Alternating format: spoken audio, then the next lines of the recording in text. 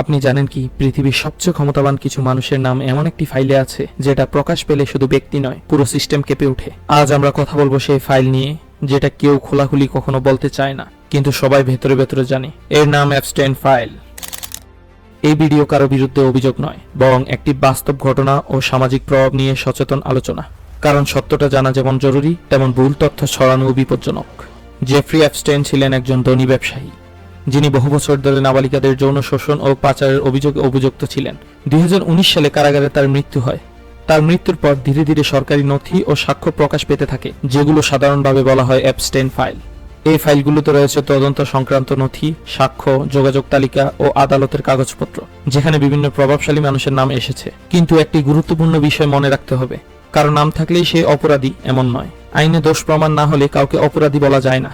কিন্তু আফসোস, আইনের কর্তারাও এই অপরাধের সাথে জড়িত। এই ঘটনার সবচেয়ে ভয়ঙ্কর দিক হলো ক্ষমতা, অর্থ, প্রভাব কিভাবে বছরের পর বছর অন্যায়কে আড়াল করে রাখতে পারে। অনেক সময় যারা প্রকাশ্যে নারী অধিকার, মানবাধিকার ও ন্যায় বিচারের কথা বলেন, তাদের চারপাশেই এমন নীরবতা তৈরি হয় যেখানে ভুক্তভোগীরা কথা বলার সুযোগ পর্যন্ত পায় না। আর এখানে একটি কঠিন সত্য উঠে আসে, যারা নারী অধিকার নিয়ে সবচেয়ে জোরে কথা বলে, অনেক ক্ষেত্রেই তারা নদীর মতো নিঃশব্দে নারী অধিকার হরণের মূল কর্তা হয়ে ওঠে। প্রকাশ্যের নীতি, ভিতরে অন্যায়। এটি শুধু কেলেঙ্কারি নয়, এটি একটি মানবিক বিপর্যয়। কারণ এর পেছনে রয়েছে বাস্তব মানুষ, বাস্তব ক্ষত, বাস্তব জীবনের ধ্বংস। এই ঘটনা আমাদের শেখায় অপরাধী শুধু ব্যক্তি নয়, কখনো কখনো পুরো একটি ব্যবস্থাই অপরাধকে রক্ষা করে। তাই আমাদের দায়িত্ব হচ্ছে সত্য জানতে চাওয়া, কিন্তু গুজব ছড়ানো নয়।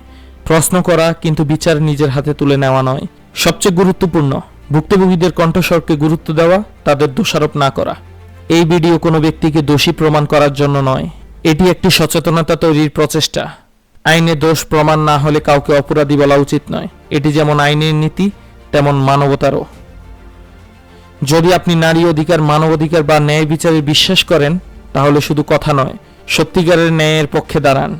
কারণ নীরবতা কখনো নিরপেক্ষ নয়। নীরবতা অনেক সময় অপরাধীর পক্ষেই কাজ করে। আপনার মতামত কি? কমেন্টে লিখুন। ভিডিওটি শেয়ার করুন, যাতে সত্যের আলো আরও দূর পর্যন্ত পৌঁছায়।